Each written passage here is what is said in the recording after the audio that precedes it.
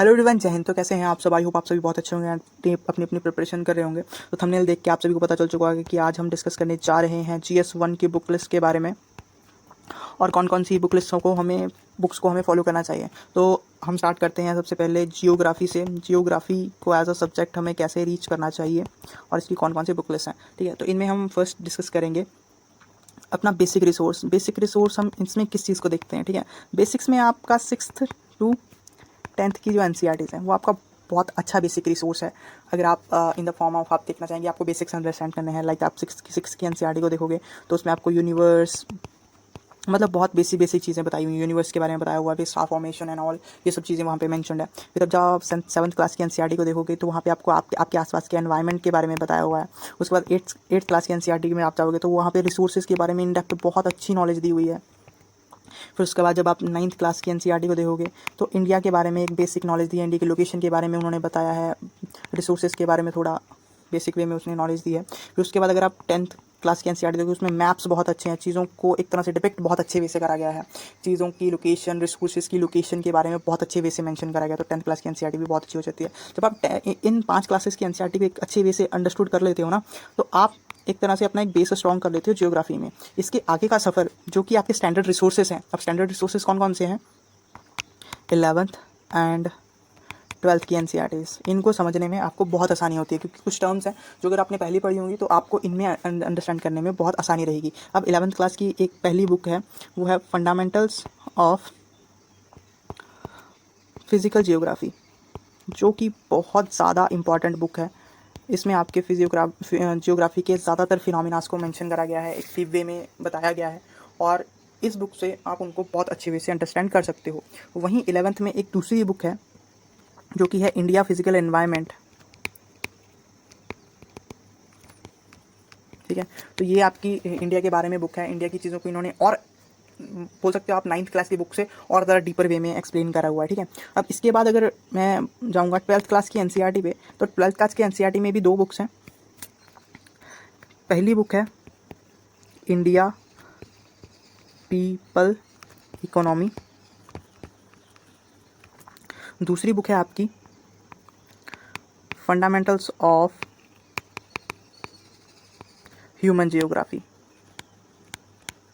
ये आपकी economic geography के रिगार्डिंग बहुत अच्छी कवरेज प्रोवाइड कर देती है और ये वाली बुक आपकी ह्यूमन जियोग्राफी के regarding like demographic dividend and all सब चीज़ों के बारे में अच्छी कवरेज प्रोवाइड कर देती है। आपके इंडिया स्पेसिफिक है और ये आपके जियोग्राफिकल फिनोमिना स्पेसिफिक है। इन सब से आपकी जो एक नीड है जियोग्राफी एज अ डिसिप्लिन, जो नीड मांगता है सब्जेक्ट अंडरस्टैंडिंग के लिए, वो आपकी सेटिस्फाई हो जाती है। आफ्टर दैट अगर मैं बात करूँगा तो एक रिसोर्स मैं और मेंशन करना चाहूँगा यहाँ पे, बहुत सारे लोग भी इसको रेफर करते हैं बट ये एक ऐसा रिसोर्स नहीं है कि जिससे आप ऐसे कंसीडर करो कि अगर ये आपने नहीं करा तो कुछ नहीं होगा। अब देखना, इससे बहुत सारी कंट्रोवर्सीज भी जुड़ी हैं, लोग बहुत सारी चीज़ें इससे प्रेडिक्ट करते हैं, ठीक है। तो वो रिसोर्स है GC लियोंग। कि कुछ लोगों को तो मैंने ऐसे बोला कि GC लियोंग नहीं पढ़ा तो तेरा सिलेक्शन नहीं होगा, ऐसे होगा वैसे होगा। नो यार, ये कुछ सब टॉपिक्स के लिए बहुत ज़्यादा सही है। अब उन टॉपिक्स के बारे में मैं लिखता हूँ। अब एक टॉपिक तो है उसमें वेदर वाला, ठीक है। तो जेनुअनली जो चीज़ सही है वो सही है ना, वेदर वाला टॉपिक बहुत अच्छे से एक्सप्लेन है। फिर आपके लैंड फॉर्म्स के बारे में बहुत बढ़िया वे से एक्सप्लेनेशन है और इन दोनों टॉपिक्स के रिगार्डिंग आपकी फिजिकल जियोग्राफी के बुक में मतलब इतनी सही वे से नॉलेज नहीं है। हाँ, कुछ नॉलेज है भी बट वो उसकी लैंग्वेज थोड़ी टफ है और वो अंडरस्टैंडिंग नहीं है इतना ज़्यादा, ठीक है। तो उस वे से आप इसको यूज़ करा जाता है, मतलब जिस लोगों को इस वे से यूज़ करा जाता है, नॉट लाइक कि ये मतलब ऐसी बुक है, डू और डाई वाली बुक है कि इसको पढ़ना ही पड़ेगा। नो, ऐसा कुछ नहीं है। फिर उसके बाद मैं जियोग्राफी के एक और रिसोर्स को मैंशन करना चाहता हूँ, एक है एटलास। एटलास को आप कंसिडर कर सकते हो फॉर लोकेशंस एंड ऑल। उसके बाद करंट अफेयर्स के लिए आपका डेली का हो गया करंट अफेयर्स, फिर आपकी मंथली मैगजीन, ठीक है। ये रिसोर्सेज को आप फॉलो कर सकते हो। या आप मेरा एक शॉर्ट्स बनाया हुआ है मैंने करंट अफेयर्स के रिगार्डिंग, तो आप उसको देख सकते हो। करंट अफेयर के रिसोर्सेज आप कौन कौन से फॉलो कर सकते हो। अब नेक्स्ट हम बात करते हैं हिस्ट्री के रिगार्डिंग। अब हिस्ट्री के कौन कौन से रिसोर्सेज हो सकते हैं, हिस्ट्री एज अ डिसिप्लिन, हमें उसको कैसे अप्रोच करना चाहिए, ठीक है। तो हिस्ट्री का मैंने 3 पोर्शन में डिवाइड करा है, Indian history, world history and art and culture, ठीक है। पहले हम इंडियन हिस्ट्री के बात कर लेते हैं, इंडियन हिस्ट्री के रिसोर्सेज को देख लेते हैं, उसके बाद हम आगे चलते हैं।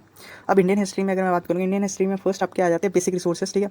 अब बेसिक रिसोर्सेज में इसने कौन कौन सी चीज़ें ले रखी हैं, बेसिक में आ जाता है आपका 6 to 8 NCERTs, ठीक है।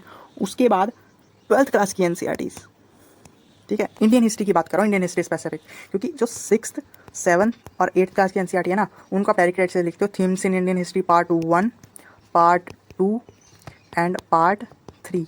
अब इसको क्या क्यों लिखा है मैंने ऐसे, ये है एंशियंट, मिडेवल एंड मॉडर्न, ठीक है।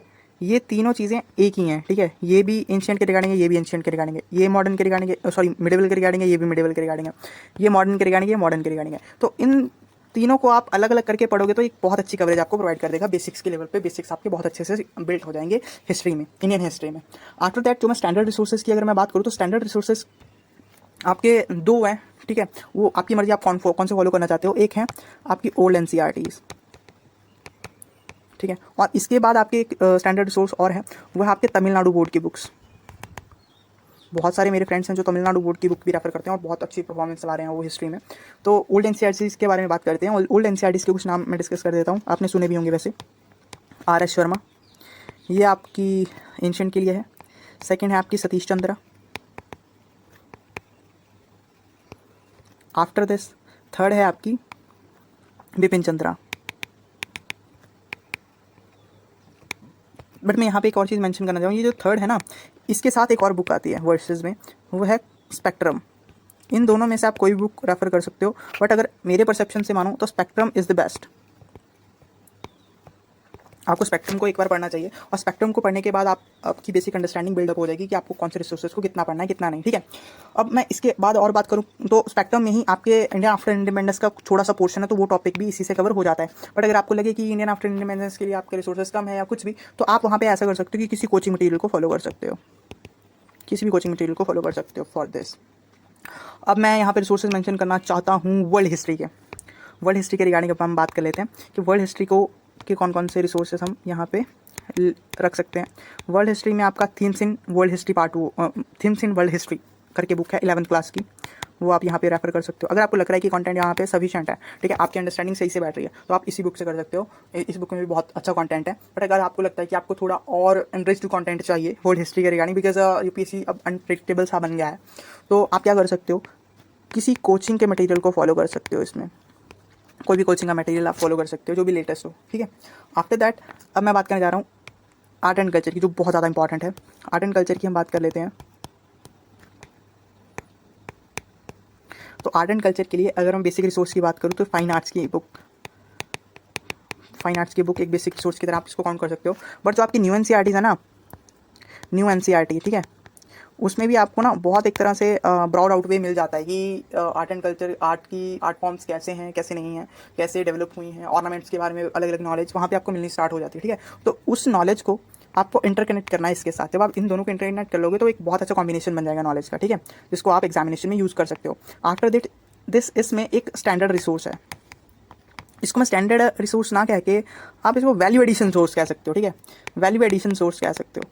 ये है आपका नितिन सिंघानिया, और जेन्युइनली ये एक बहुत बल्कि डॉक्यूमेंट है, ठीक है। तो इसका मैं कहना चाहता हूँ आप इसकी सिर्फ सिलेक्टिव रीडिंग ले, इसमें आप ज़्यादा इन्वेस्ट ना हो, ठीक है। तो आप आर्ट एंड कल्चर के बहुत अच्छे वे से फॉलो कर सकते हो, ओके। और नेक्स्ट मैं बात करना चाहूँगा आपके सोसाइटी वाले पोर्शन की, ठीक है। सोसाइटी वाला पोर्शन तो मैं डायरेक्टली बताता हूँ। इसमें आप क्या कर सकते हो, या तो डायरेक्टली कोई कोचिंग का मटेरियल फॉलो कर लो, ठीक है, या आप क्या कर सकते हो, आप 12th क्लास की एनसीईआरटी लोग रेफर करते हैं इसके लिए, वो भी फॉलो कर सकते हो, ठीक है। मतलब ये एक चॉइस है, या तो 12th क्लास की एनसीईआरटी फॉलो कर लो या ये फॉलो करो। 12th क्लास की एनसीईआरटी के साथ आपको डायरेक्ट सर्च का वाला ऑप्शन भी रखना पड़ेगा, क्योंकि मैंने तो सिर्फ ये वाला ऑप्शन ट्राई करा है कि मैंने सर्च कर करके नोट्स बनाया, उनके टॉपिक्स के रिगार्डिंग सर्च करा, नोट्स बनाए। ऑनलाइन बहुत सारा मटेरियल अवेलेबल है, सर्च करके नोट्स, ठीक है, सर्च नोट्स, ब्रेनस्टॉर्मिंग, और एंड में आपका करंट अफेयर तो है ही। नंबर 4, करंट अफेयर तो आपका है ही अच्छा साथी इस चीज़ को समझने के लिए। और करंट अफेयर्स को अगर आप बेसिक वे से अच्छे वे से अंडरस्टैंड करते चलोगे तो ये एक बहुत अच्छा कॉम्बिनेशन बन जाता है। So this is all for GS1। ये थे आपके GS1 के रिसोर्सेज। नेक्स्ट वीडियो में मिलते हैं जिसमें मैं आपको GS2 के रिसोर्सेज को बताऊंगा, रिसोर्सेज के बारे में हम डिस्कस करेंगे। और आपको यूपीएससी के रिगार्डिंग कोई भी डाउट हो या इस बुक लिस्ट के रिगार्डिंग कोई भी डाउट हो तो आप कमेंट सेक्शन में बता सकते हैं। If you like the information please do like share and subscribe my YouTube channel. जय हिंद।